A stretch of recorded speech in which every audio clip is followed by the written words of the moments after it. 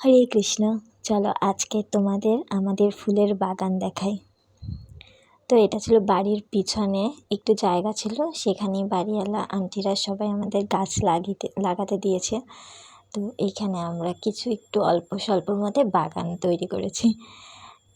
তো এসেই দেখি সাদা ফুল একদমই ফোটেনি, অল্প কয়টা ফুটেছে, আর দেখি ঘিয়া জবা অনেকগুলো ফুটেছে।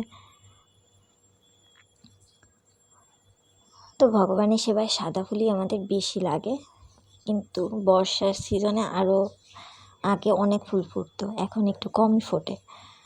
তো কয়েকটা নীলকণ্ঠর ফুল পেয়েছি।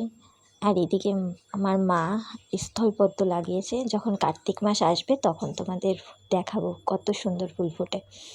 আর আমি এখানে ছোট্ট একটা তুলসীর বাগান করেছি, যাতে ভগবানের সেবা পূজায় আমাদের তো অনেক তুলসী পাতা লাগে নৃসিংহদেবের চরণে দিতে।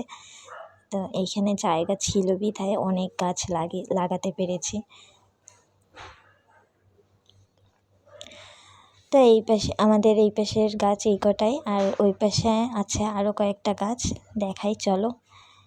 ওখানে এই পাশে গাছ লাগিয়েছে আমার পিসি, এই যে ছোট বক ফুলের গাছ, এগুলোর পাতাগুলো বেশ বড় বড় হয়। আর এখানে তুলসী বিন্দাজিও আছে।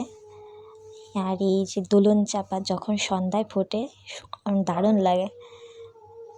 আমি অল্প কটা ফুল তুলে নিলাম আর পিসির জন্য কয়টা রেখে গেলাম। আর এখানে একটা কাঠগোলাপ ফুলের গাছ আছে। এই ফুল তোলা হয়ে গেছে, এরপর পুজোর পরে দেখো ভগবানকে কত সুন্দর লাগছে, দর্শন করো। হরে কৃষ্ণা।